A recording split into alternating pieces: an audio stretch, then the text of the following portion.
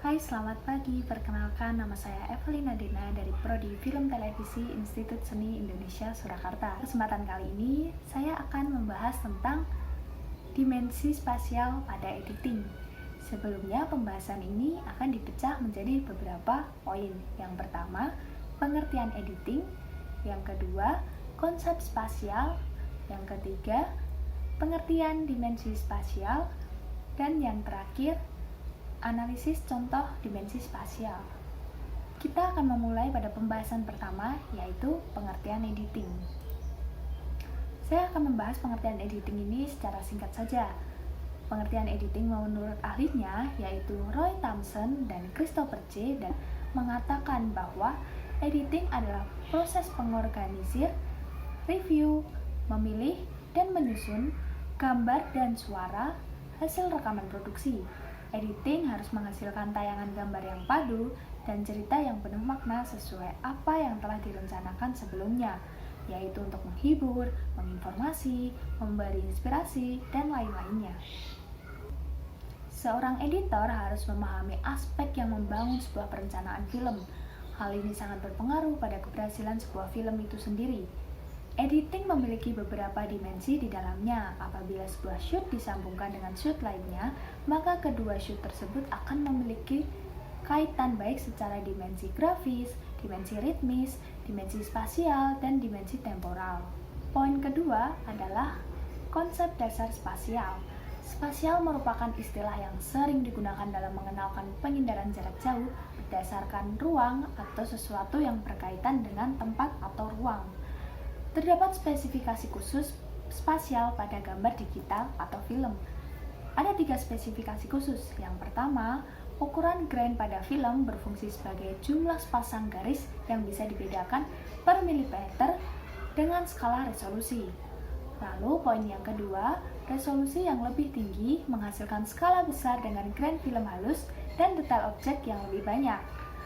Lalu yang ketiga, resolusi yang lebih rendah menghasilkan skala kecil dengan grain film kasar dengan detail objek lebih sedikit. Ciri-ciri yang menonjol dapat dilihat dari bentuk, ukuran, pola, tekstur, dan bayangan. Poin ketiga pembahasan yaitu dimensi spasial. Sebelumnya, dimensi film juga disebut dunia ilusi yang dibuat di layar sesuai dengan urutan gambar sehingga menciptakan dimensi temporal dan dimensi spasial. Sebuah cerita tidak akan terjadi tanpa adanya ruang. Ruang merupakan sebuah wadah para pemeran cerita bergerak. Suatu lokasi atau tempat yang memiliki dimensi ruang yang jelas maka akan mempertegas sebuah film. Maka dari itu, seorang sineas harus mampu membangun ruang sinematik penonton yang imajinatif dengan waktu dan ruang ilusi sehingga menciptakan kesinambungan dengan dimensi temporal dan dimensi spasial. Maka dari itu dapat disimpulkan dimensi spasial merupakan tempat terjadinya peristiwa dalam proses perjalanan waktu, menghubungkan antara dua shoot atau lebih sehingga menciptakan ruang baru pada imajinasi penonton. Ketersambungan dua shoot ini menciptakan ruang baru imajinasi di kepala penonton dan koeksistensinya spasial yang berdampingan atau sering disebut dengan logika spasial, menafsirkan dimensi spasial dan hubungan spasial.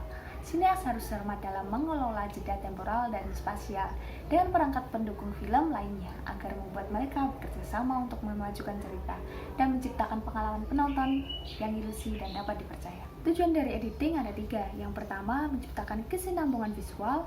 Yang kedua, memuaskan logika spasial penonton. Dan yang ketiga, menciptakan ruang yang sesuai dengan imajinasi seorang sineas. Pembahasan yang keempat adalah analisis contoh. Kali ini saya akan mengambil salah satu film yang dirilis pada tahun 1960, yaitu film Psycho, The Bedroom, The Murder. Adalah film thriller horor produksi Amerika yang disutradarai oleh Alfred Hitchcock. Saya akan memberikan beberapa potongan film pada film Psycho ini. Mari kita identifikasi bersama. Shoot pertama sangat padat, menampilkan tangan yang menggenggam tirai, namun belum cukup menjelaskan bahwa ini adalah dimensi spasial. Lalu, shoot kedua yaitu shoot ring tirai, barulah penonton dapat memulai mengidentifikasi mengenai dimensi ruang atau dimensi spasial. Shoot selanjutnya adalah shower dan lubang air. Shoot ini cukup detail menjelaskan tentang sebuah ruangan karena benda-benda ini identik dengan ruangan yaitu kamar mandi. Setelah penonton mengidentifikasi ruangan dalam imajinasinya, maka imajinasi penonton diperkuat dengan penjelasan. Shoot wanita terbaring di lantai dengan rambut yang basah, maka terjawablah dimensi spasial pada kumpulan shoot ini. Itu tadi penjelasan saya. Apabila ada kesalahan kata, saya mohon maaf. Dan selamat pagi, sehat.